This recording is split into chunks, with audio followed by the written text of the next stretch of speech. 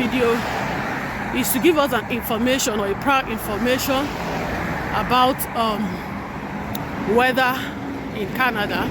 And if you are coming around as a visitor on a visiting visa, as a student on study visa, or as a permanent resident, or whatever way it is, you can gain a knowledge of it, so that whatever period or whatever season you are coming, you'll be well prepared and it will not catch you unawares.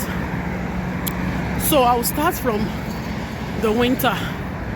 We have the winter, which is the coldest season in Canada, and during winter everywhere is snowy, everywhere is white and very, very cold.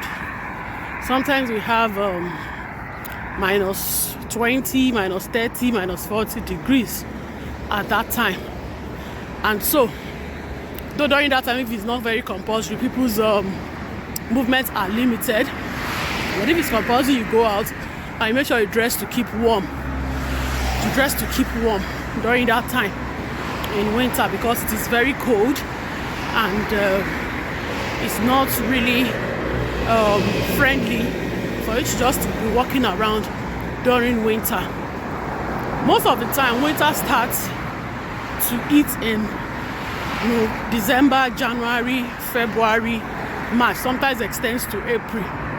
And then the next season we have is spring. Spring it comes at the end, at the exit of winter, depending on what condition God grants us each year. It could start from April, May, June, thereabouts. So spring, things that have gone, plants that have gone white, almost dead, starts to spring up, and we're seeing life in them again. The snows have melted, and then you'll be seeing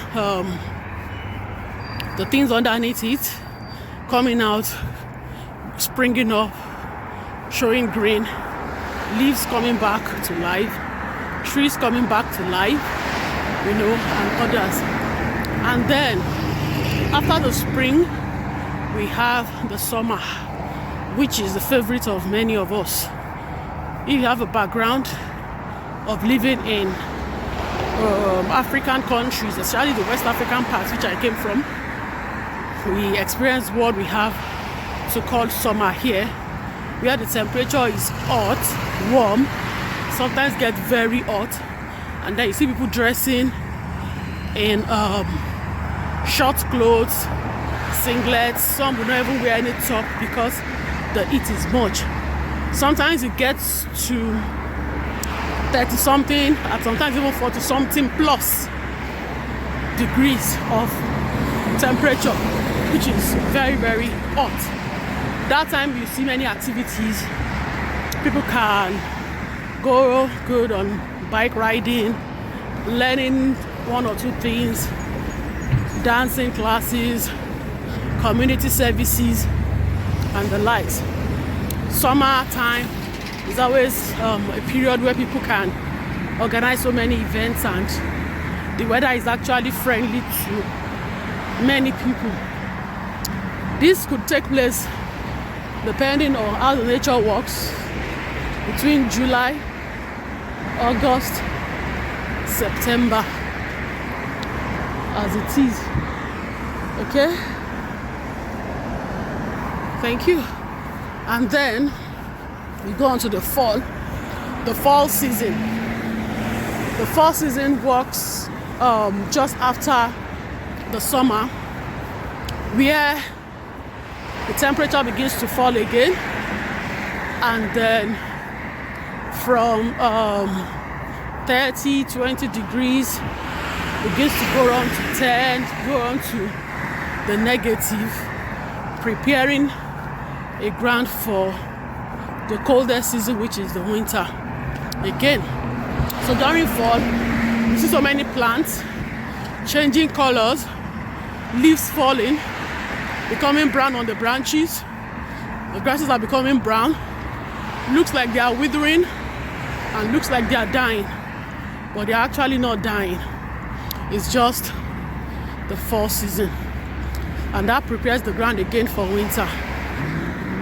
Now, if you are coming in to Canada during the winter, you need a winter jacket. Winter jacket, which is something similar to what I'm wearing, and sometimes thicker or more cold resistant than this. Wherever you're coming from, if it is during winter, just get a very good winter jacket. Though irrespective of whatever winter jacket you get, it might not be adaptable to the weather or to the cold in Canada, so you still need to get another one when you come here. But make sure you get it and you wear it, because even from the plane, to be very, very cold at some point, and you coming down at the airport, you start feeling that the cold is not what you can compare to what you have where you're coming from.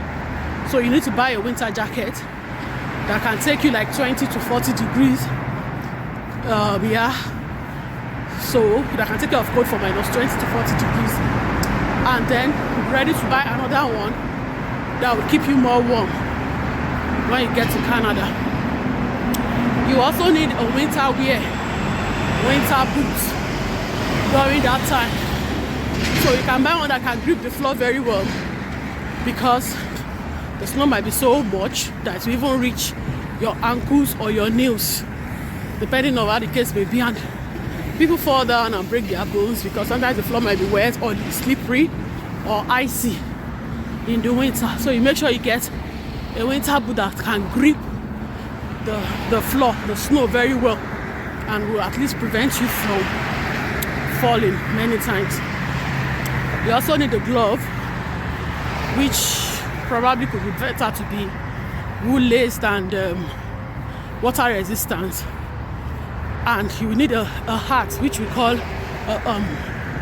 an head warmer, or a cloth with hood, as it is, to prevent your ears, your head, and your face and neck and everything from the cold. If you are coming during the spring, you might just bring a light jacket, especially if you are coming from a region where you don't experience much cold. If you are coming from Nigeria, and you know that in Nigeria we are always from the hot temperature, so if you've not experienced such cold before, you can bring a jacket, and make sure the jacket is just to keep you from cold at that time when you are coming in spring. Before you adjust, might still take a little while, so you need that. I need a good boot. There's no snow or not much snow around that time. The snows are melting already. If you're coming in summer, you can just dress like a normal dressing, because the weather is normal or almost normal from where you're coming from. If you're coming in fall, you dress like the way you dress in spring, because it's getting cold. It's getting cold. Like this morning now, it was 1 degree. Tomorrow morning, it might be 14 degrees. Next tomorrow, it might be -2. It varies as it is. So depending on wherever you're coming, just make sure that you stay warm, which is the focus of this video.